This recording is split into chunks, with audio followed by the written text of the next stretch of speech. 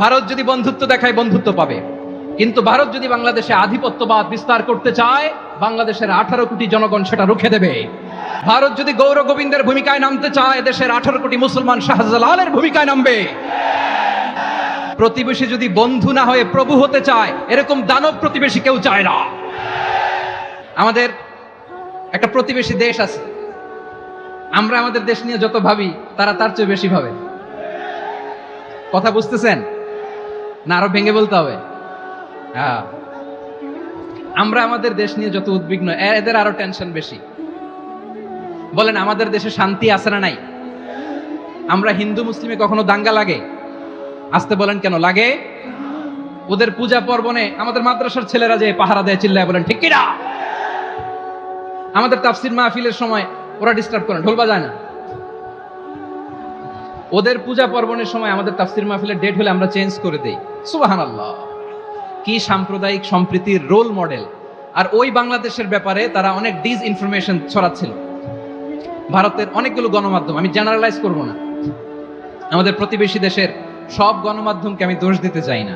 অনেকগুলো গণমাধ্যম তারা ডিস ইনফরমেশন শেয়ার করেছে।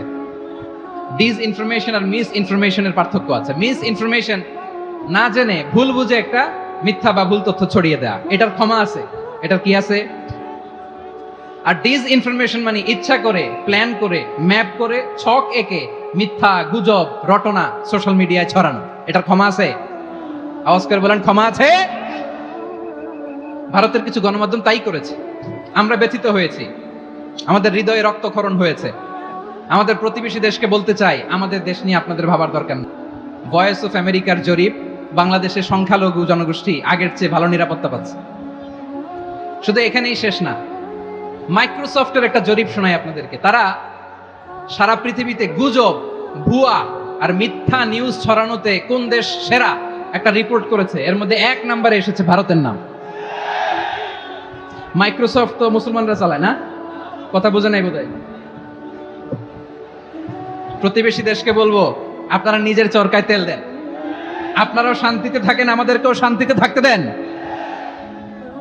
সব চেঞ্জ করা যায়, প্রতিবেশী চেঞ্জ করা যায় না। আমাদের ল্যান্ড তাদের ল্যান্ড, পাশাপাশি। আমরা চাই তারাও সুখে থাক, আমরাও সুখে থাকি, ঠিক কিনা? কিন্তু প্রতিবেশী হলে বন্ধুত্বপূর্ণ আচরণ করতে হয়। প্রতিবেশী যদি বন্ধু না হয়ে প্রভু হতে চায়, এরকম দানব প্রতিবেশী কেউ চায় না। আমাদের পররাষ্ট্রনীতি সবার সাথে বন্ধুত্ব, কারোর সাথে শত্রুতা নয়। তাই প্রতিবেশী দেশকে বলবো, আমার ভাইয়েরা, আপনারাও আমাদের ভাই, বন্ধুত্ব দিলে বন্ধুত্ব পাবেন। বন্ধুত্ব ইজ ওয়েলকাম, দাদাগিরি নয়। বন্ধুত্ব ওয়েলকাম, দাদাগিরি নয়, লাউড এন্ড ক্লিয়ার। ভারত যদি বন্ধুত্ব দেখায় বন্ধুত্ব পাবে, কিন্তু ভারত যদি বাংলাদেশে আধিপত্যবাদ বিস্তার করতে চায়, বাংলাদেশের 18 কোটি জনগণ সেটা রুখে দেবে। ভারত যদি গৌর গোবিন্দের ভূমিকায় নামতে চায়, দেশের 18 কোটি মুসলমান শাহজালালের ভূমিকায় নামবে। আমাদের নেতা আমাদেরকে ডেকেছে, আমরা শান্ত থেকেছি, আমরা শান্ত থাকতে চাই, আমরা ঐক্যবদ্ধ থাকতে চাই। যে কোনো ষড়যন্ত্র রুখে দেওয়ার জন্য ঐক্যবদ্ধ প্রচেষ্টার কোনো বিকল্প নাই। তাই আজকের আলোচনার ছোট্ট একটা টপিক আমি শিরোনাম ঠিক করেছি, আমাদের জীবনে, সমাজ জীবনে, ধর্মীয় জীবনে, রাষ্ট্রীয় জীবনে ঐক্যবদ্ধ থাকার গুরুত্ব। এবার আওয়াজ করে পেকুয়ার ভাইয়েরা বলেন, আমরা ঐক্যবদ্ধ জীবনযাপন করতে চাই কি চাই না? আল্লাহ তাআলা সে নির্দেশনাই দিচ্ছেন। আল্লাহ তাআলা ইরশাদ করছেন, ওয়া'তাসিমু বিহাবিলিল্লাহি জামিআন ওয়া লা তাফাররাকু ওয়াযকুরু নি'মাতাল্লাহি আলাইকুম إذ كنتم أعداء فألف بين قلوبكم فأصبحتم بنعمته إخوانا وكنتم على شفا حفرة من النار فأنقذكم منها كذلك يبين الله لكم آياته لعلكم تهتدون الله أكبر পড়েন। আল্লাহ বললেন, ও গোলামেরা শোনো, ওয়া'তাসিমু বিহাবিলিল্লাহি জামিআ, ও আমার গোলামেরা সবাই মিলে আল্লাহর রশিকে আঁকড়ে ধরো। আল্লাহর রশি হলো ইসলাম, আল্লাহর রশি হলো কোরআন। আল্লাহ বললেন, কোরআনকে আঁকড়ে ধরো, ইসলামকে আঁকড়ে ধরো। একা একা আঁকড়ে ধরলে চলবে না, জামিআ, সবাই মিলে আঁকড়ে ধরো। এই আদেশটা আমাদের জন্য দান করেছেন কে? আল্লাহ তাআলার নির্দেশ, ওয়া'তাসিমু বিহাবলিল্লাহি জামিআ। সবাই মিলে আল্লাহর রশিকে আঁকড়ে ধরো। হাবলুল্লাহ মানে আল্লাহর রশি। হাবলুল্লাহ মানে কি? রশি। এই হাবলুল্লাহ আল্লাহর রশি বা আল্লাহর রজ্জু দ্বারা উদ্দেশ্য হচ্ছে ইসলাম। আল্লাহর রশি দ্বারা উদ্দেশ্য কি?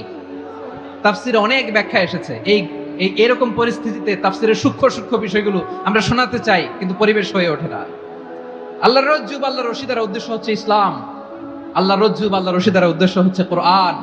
কারণ কোরআন আমাদেরকে ঐক্যবদ্ধ করে, ইসলাম আমাদেরকে ঐক্যবদ্ধ করে। চিল্লায় বলেন ঠিক কিনা? এজন্য আল্লাহ বললেন, তোমরা আমার রশিকে আঁকড়ে ধরো, বিচ্ছিন্ন হয়ে না। আমার দেয়া নেয়ামতগুলো স্মরণ করো। যখন তোমরা ছিলে শত্রু, তোমাদের মধ্যে হৃদয়ে আমি আল্লাহ ভালোবাসা ঢেলে দিলাম, ফলে তোমরা সবাই ভাই ভাই হয়ে গেলে। তোমরা সবাই ছিলে জাহান্নামের কিনারায়, জ্বলন্ত অগ্নিকাণ্ডের পাশে। আমি আল্লাহ দয়া করে ঈমানের বদৌলতে তোমাদেরকে আগুন থেকে ফেরালাম। আমি আল্লাহ দয়া করে তোমাদেরকে জান্নাতের পথ দেখিয়ে দিলাম। সুবহানাল্লাহ পড়েন। এমন পথ দেখালাম যেই পথ তোমাদেরকে জান্নাতে নিয়ে যাবে, পথের দিশা তোমরা পাবে। লাআল্লাকুম তাহতাদুন। প্রিয় ভাইরা, তাহলে আমাদের যে ঐক্যবদ্ধ থাকতে হবে, এই নির্দেশটা কার? নাকি মন মতো আমি বানায় বলতেছি? আওয়াজ করে বলুন, নির্দেশটা কার? আল্লাহ। তাহলে আমাদেরকে ঐক্যবদ্ধ জীবন যাপন করতে হবে। প্রিয় ভাইরা, ইসলাম আমাদেরকে ঐক্যবদ্ধ করে। ইসলাম আমাদেরকে কি করে? সংঘবদ্ধ করে, ঐক্যবদ্ধ করে। বিচ্ছিন্ন হওয়া যাবে না। বিরোধ, বিচ্ছিন্নতা, মতানৈক্য, এগুলো আমাদেরকে ধ্বংস করে, আমাদেরকে দুর্বল করে। আর আমাদের ঐক্যবদ্ধ প্রচেষ্টা আমাদেরকে বিজয়ের দিকে এক ধাপ এগিয়ে নেয়। চিল্লায় বলেন ঠিক কিনা? এজন্য আল্লাহ বললেন, ওয়াতাসিমু বিহাবলিল্লাহি জামিআ। তোমরা আল্লাহর রশিকে আঁকড়ে ধরো, তোমরা ঐক্যবদ্ধ জীবন যাপন করো, তোমরা বিচ্ছিন্ন হইও না। বিচ্ছিন্ন হইলে লস, ঐক্যবদ্ধ হলে সেখানে কল্যাণ আছে না নাই? আমাদের আগে যে সমস্ত জাতিগোষ্ঠী ধ্বংস হয়েছে, বিভেদের কারণে হয়েছে।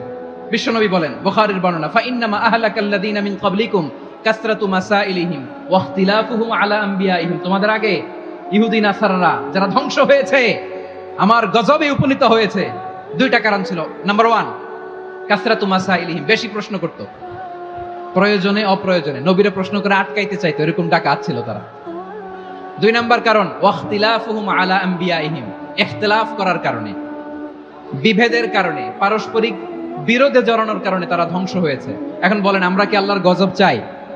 আমরাও কি তাদের মতো ধ্বংস হতে চাই?